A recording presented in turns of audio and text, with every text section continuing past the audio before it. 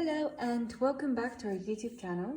My name is Maria Matuszewska and today we're going to be talking about the collection site and launch.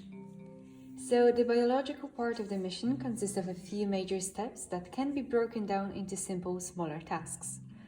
Firstly, let's talk a bit about how we want to collect the microorganisms from a certain height without contaminating them with external microbes and basically with all particles naturally present in the environment.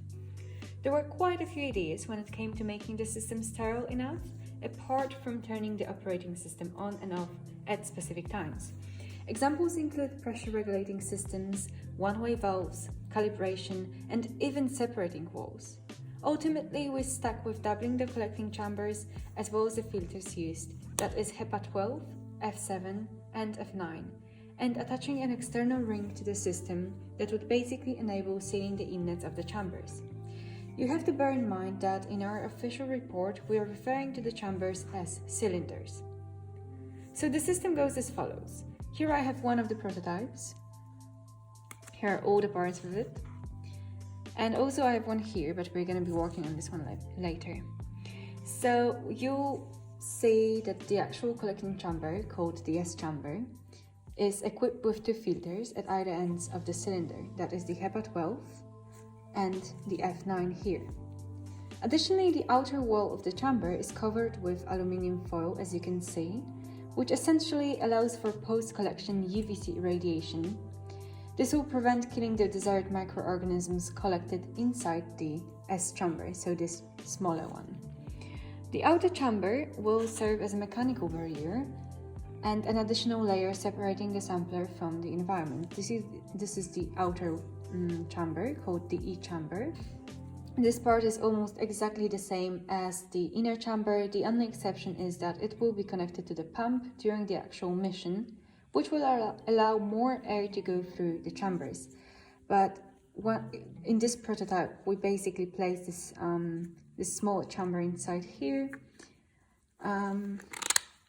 But with one of those prototypes, I have already made it, but if you were to cut this through, you'd see a smaller chamber attached to the bigger one inside. I also mentioned an external ring at one of the inlets. So the opposite to the pumping system, to the collection site. Therefore, if the pumping system, obviously we have one filter. Here, this is the HEPA, and this is the closing ring, and now the pumping system is going to be here on top. So the opposite is going to be here. And this small opening here is going to allow us to seal the chamber. You can see it better on this prototype. We'll be using this inlet to seal the chambers via parafilm, which is a special material commonly used in microbiology for long-term sample storage. Parafilm is here. You can basically see this is a very stretchy material. It is also self-adhesive and it's therefore extremely easy to use. You can either press the whole thing or you can press it on the sides and then put on a closing lid onto this inlet. Nonetheless, it is crucial to make the system sterile and functional. What's also important is to prepare the site for the mission, meaning building it in sterile and aseptic conditions. Therefore, we have made a special procedure to ensure that every step is sanitary. Depending on the competition's requirements concerning the pandemic, the satellite will be put together by the team at the launch site or by the committee. For the second case, we will have to prepare aseptically packed parts of our satellite and all needed instructions in order to make sure that the jury can do it properly.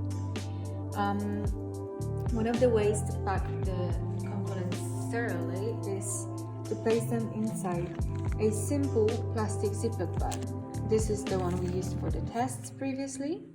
You just have to make sure that the plastic will not be affected when irradiated with UVC light. Without further ado, we'll basically build a satellite inside a glove box, which you can see in the presentation here, or under a laminar chamber with frequent UVC irradiation sessions, and then packed in a sterile plastic bag for transportation, the one I showed just before.